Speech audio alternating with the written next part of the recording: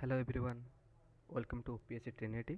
This is the introductory video for of our economic series for both prelims and mains, and we are here to making economics easy for everyone. Let's have a look. First, listen. First, we have to understand what is the importance of economics in the both prelims and mains. Okay. ତାହେଲେ ଆମେ ଯଦି ଦେଖିବା question ଆମେ previous year question analysis କରିବା ଦେଖିବା ଯେ 2023 ଯେମିତି 12ଟା question ଆସିଥିଲା, 2022 ଯେମିତି ଆସିଲା 10 ଆରାଉଣ୍ଡ କ୍ୱେଶ୍ଚିନ୍ ଆସିଥିଲା, 2021 ଯେମିତି କ'ଣ 8ଟା କ୍ୱେଶ୍ଚିନ୍ ଆସିଥିଲା। ପ୍ରିଲିମ୍ସ ତ ୱେଟେଜ୍ ଦିନକୁ ଦିନ ୟାର ବଢ଼ି ବଢ଼ି ଚାଲିଛି। ସେଇଭଳିଆ ମେନ୍ସରେ 3 to 4 କ୍ୱେଶ୍ଚିନ୍ ଏଭ୍ରି ଇୟର୍ ସେ 3 ରୁ 4ଟା କ୍ୱେଶ୍ଚିନ୍ ଇକୋନୋମିକ୍ସରେ ଯେମିତି ନା କାହିଁ ସେ ପଚାରି ଦେଉଛି। ତେଣୁକରି ଯାହାହେଲେ ବି ଇକୋନୋମିକ୍ସର କ'ଣ ବହୁତ ୱେଟେଜ୍ ରହିଯାଉଛି। ତେଣୁକରି ଆମକୁ ଇକୋନୋମିକ୍ସଟାକୁ ବହୁତ ଭଲ ଭାବରେ ବୁଝିବାକୁ ପଡ଼ିବ। ତେଣୁ ପ୍ରିଲିମ୍ସରେ କ'ଣ ବହୁତ ଏବେ ବି ବହୁତ ଫ୍ୟାକ୍ଚୁଆଲ୍ କ୍ୱେଶ୍ଚିନ୍ ଆସୁଛି। ଓର ଏବେ ବି ଯେଉଁ ନୂଆ ଟ୍ରେଣ୍ଡ ଯେମିତି ଷ୍ଟାର୍ଟ ହେଇଛି 2023-24ରୁ ଯେମିତି ବହୁତ କନସେପ୍ଚୁଆଲ୍ କ୍ୱେଶ୍ଚିନ୍ ବି ସେଥିରେ କ'ଣ ପଚାରି ଦେଉଛି। କିନ୍ତୁ ମେନ୍ସ ପାଇଁ କ'ଣ ନା ଟିକେ ଆନାଲିଟିକାଲ୍ ବହୁତ ଟିକେ ଅଣ୍ଡରଷ୍ଟାଣ୍ଡିଂ କନସେପ୍ଟ କ୍ଲିୟର୍ ହେବା ଦରକାର। ତେଣୁକରି ଆମେ କ'ଣ କରିଛୁ, ଆମେ ଏବେ କ'ଣ ଷ୍ଟାର୍ଟ କରିଛୁ ନା ଯେ ଇକୋନୋମିକ୍ସ କ୍ୱେଶ୍ଚିନ୍ଟାକୁ ଆମେ ଏମିତି ଲେକ୍ଚର୍ ୱାଇଜ୍ ଆପଣଙ୍କୁ ପ୍ରୋଭାଇଡ଼ କରିବୁ, ଯାହାଦ୍ୱାରା କି ଆପଣ ଯେଉଁ ପ୍ରିଲିମ୍ସ ଆଉ ମେନ୍ସ ଯେଉଁ କ୍ୱେଶ୍ଚିନ୍ ଆସୁଛୁ ତା ପ୍ରିଭିୟସ୍ ଇୟର୍ କ୍ୱେଶ୍ଚିନ୍ ଆନାଲିସିସ୍ କରିକି ଆମେ ଯେଉଁ ଲେକ୍ଚର୍ ପ୍ରୋଭାଇଡ଼ କରିବୁ ତ ସେଇଟା ଆପଣଙ୍କୁ ବହୁତ ଇଜି ହେବ ବୁଝିବା ପାଇଁ। ତେଣୁକରି ଆପଣ ଏହା ସହିତ ୟା ଲେକ୍ଚର୍ର ମାନେ ବେନିଫିଟ୍ ନେଇପାରିବେ।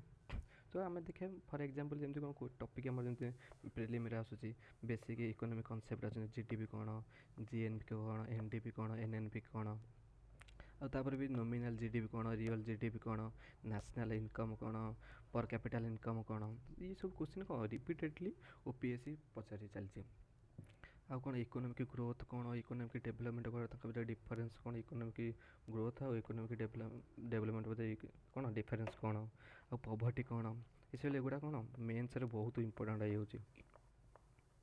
ଏଇଟା ମେନ୍ସ ପାଇଁ ବହୁତ ଇମ୍ପୋର୍ଟାଣ୍ଟ। ଇକୋନୋମିକ୍ ଗ୍ରୋଥ୍ କ'ଣ ଆଉ ଇକୋନୋମିକ୍ ଡେଭଲପମେଣ୍ଟ କ'ଣ, ତାଙ୍କ ଭିତରେ ଡିଫରେନ୍ସ କ'ଣ, ଆଉ କ'ଣ ପଭର୍ଟି କ'ଣ, ଆଉ ମେଥଡ଼୍ସ ଅଫ୍ ଏଷ୍ଟିମେଟ୍ ଟୁ ପଭର୍ଟି କ'ଣ ମେଥଡ଼୍ସ ପଚାରାଯାଉଛି। ଯେମିତିକି ଆମ ତେନ୍ଦୁଲକର କମିଟି କ'ଣ ଦେଇଥିଲେ, ରଙ୍ଗନାଥର କମିଟି କ'ଣ ଦେଇଥିଲେ। ତ ଏଇଟା ବହୁତ ଇମ୍ପୋର୍ଟାଣ୍ଟ ହେଉଛି। ତାପରେ ଆଉ ଗୋଟେ କ୍ୱେଶ୍ଚିନ୍ କ'ଣ ଅନଏମ୍ପ୍ଲୟମେଣ୍ଟ ଯେମିତି ନା କାହିଁ କ୍ୱେଶ୍ଚିନ୍ ଆସୁଛି, ପ୍ରିଲିମିନାରୀ କ୍ୱେଶ୍ଚିନ୍ ଆସୁଛି ପ୍ଲସ୍ ବୋଥ ମେନ୍ ବି ଆସୁଛି କ୍ୱେଶ୍ଚିନ୍। ତାର ୟାର ଟାଇପ୍ କ'ଣ, ଅନଏମ୍ପ୍ଲୟମେଣ୍ଟ ଯେମିତି ସିଜନାଲ୍ ଅନଏମ୍ପ୍ଲୟମେଣ୍ଟ, ଏଇ ବହୁତ ଟାଇପ୍ର ଏମିତି କ୍ୱେଶ୍ଚିନ୍ ପଚାରି ଦେଉଛି। ତାପରେ ବ୍ୟାଙ୍କିଂ ସିଷ୍ଟମ୍ରେ କ'ଣ ନା ଇନଫ୍ଲେସନ୍ କ'ଣ, ଟାଇପ୍ସ ଅଫ୍ ଇନଫ୍ଲେସନ୍ କ'ଣ, ଆମର ଇଣ୍ଡିଆର ଟ୍ୟାକ୍ସ ଷ୍ଟ୍ରକ୍ଚର୍ କେମିତି ଅଛି, GST କ'ଣ, ଆଉ ଡାଇରେକ୍ଟ ଟ୍ୟାକ୍ସ କ'ଣ, ଇନଡାଇରେକ୍ଟ ଟ୍ୟାକ୍ସ କ'ଣ। GST ଉପରେ ତ ବହୁତ ଥର କ୍ୱେଶ୍ଚିନ୍ ଆସୁଛି, ପ୍ରିରେ ବି ଆସୁଛି ପ୍ଲସ୍ ମେନ୍ସରେ ବି କ୍ୱେଶ୍ଚିନ୍ ଆସୁଛି। ତାପରେ ମନିଟାରୀ ପଲିସି, ଏଇଟା ସବୁଠୁ ବହୁତ ଇମ୍ପୋର୍ଟାଣ୍ଟ। ଏଥିରୁ 3 ରୁ 4ଟା କ୍ୱେଶ୍ଚିନ୍ ଯେମିତି ନା କାହିଁ ପଚାରି ଦେଉଛି। ଯେମିତି CRR କ'ଣ, SLR କ'ଣ, ବ୍ୟାଙ୍କ ରେଟ୍ କ'ଣ, ମାର୍ଜିନାଲ୍ ଷ୍ଟାଣ୍ଡିଂ ଫ୍ୟାସିଲିଟି କ'ଣ। ତାପରେ ଆଉ କ'ଣ ଆସୁଛି ନା ସେକେଣ୍ଡ ଜିନିଷ ଆମର ବଜେଟ୍ ଆଉ ଇକୋନୋମି ସର୍ଭେ। ଏଥିରୁ ବହୁତ କ୍ୱେଶ୍ଚିନ୍ ଯେମିତି ସ୍କିମ୍ ହେଉ ଯେଉଁ ଇକୋନୋମି ମାନେ ଫାଇନାନ୍ସ ରିଲେଟେଡ଼ ଯେମିତି ବଜେଟ୍ରେ ଏବେ ଯେଉଁ କ'ଣ ଆନାଉନ୍ସ ହେଇଛି, ତ ଏଇଟା ବି ବହୁତ ବଡ଼ ଇମ୍ପୋର୍ଟାଣ୍ଟ ହେଉଛି। ତେଣୁକରି ଆମର ଏଠି ପର୍ପଜ୍ ହେଉଛି ଯେ ଏ ସିରିଜ୍ ଆଣିବାର ପର୍ପଜ୍ କ'ଣ ଯେ ନା ଯେତେ ବି ପ୍ରି ଆଉ ମେନ୍ସ ଯେତିକି ଯାହା ବି କ୍ୱେଶ୍ଚିନ୍ ଆସୁଛି ତାକୁ ଆମେ କେମିତି ଟ୍ୟାକେଲ୍ କରିବା।